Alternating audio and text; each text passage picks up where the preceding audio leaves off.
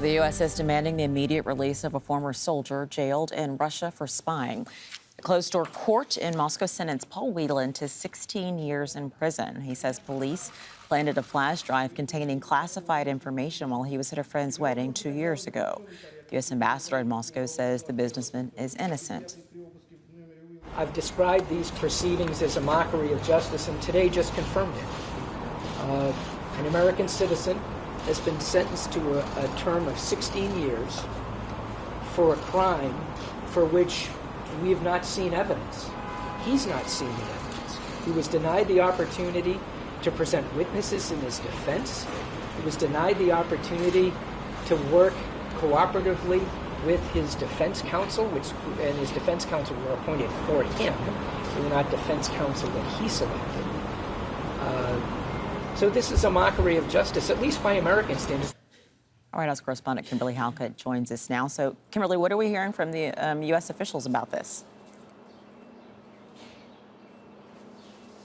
Yeah, the U.S. Secretary of State Mike Pompeo sending out a statement echoing this assertion that this has been a mockery of justice when it comes to Paul Whelan. They say they are outraged by the decision by the Russian court. He was subjected to a secret trial, secret evidence, no appropriate allowances for defense witnesses. And the concern of the United States and its officials is that the treatment that he has received in detention was nothing short of appalling. They just say that the detention ignored long-standing medical conditions, and also that he was isolated from his family and friends. And this is something that has been echoed by Paul Whelan's brother, David. He says that, his brother has been convicted for 16 years for hard labor. It is the Russian legal system that has found guilty of injustice.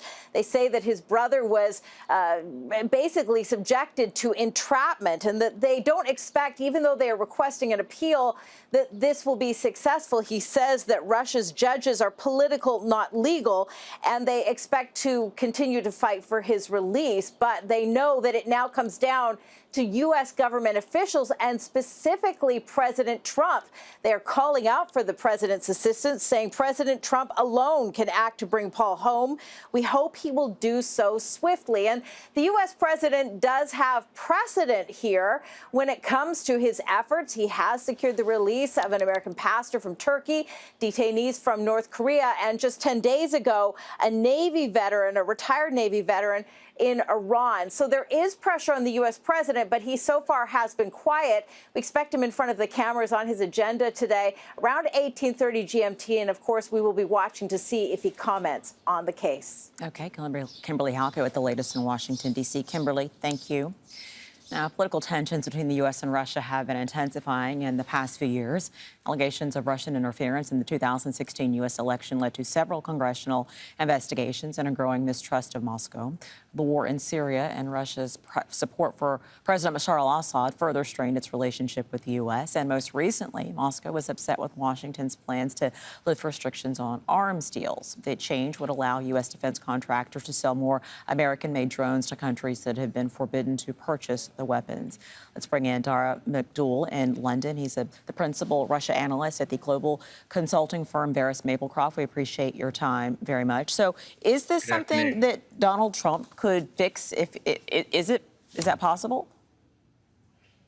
Well, the Russian Foreign Ministry has come out with a couple of statements which have indicated that they're very much open to trade or a prisoner exchange. In fact, they've mentioned a number of names, Viktor Bout, Roman Seleznov, and Konstantin Yaroshenko. But whether or not President Trump would feel politically able to engage in a trade right now, given the ongoing presidential campaign and the various issues going on domestically in the United States, is another matter. The other question is then, well, if this bleeds into next year, and if, as seems likely at the moment, Joe Biden succeeds in winning the presidency, will a new Democratic administration, particularly after 2016, and also the perceived failure of the 2008 reset policy, really want to kick off its tenure with an agreement with Russia, particularly given the U.S. position is that Mr. Whelan has done nothing wrong, that he's been essentially railroaded here, whereas their own position on the various people they have imprisoned is that they have them dead to rights on certain criminal activities. What do we know about this case? I realize it's very difficult to get correct information out of Moscow.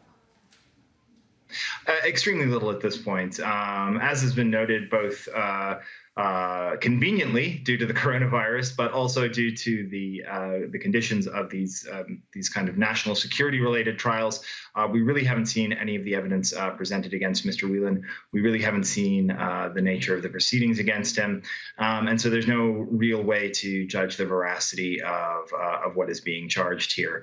That's not to say that this is some sort of Kremlin orchestrated special operation. It could very well be that this was, as I believe Mr. Whelan did indicate in his defense at one point, a lower level FSB officer looking to burnish his credentials by trapping an American spy or whatever.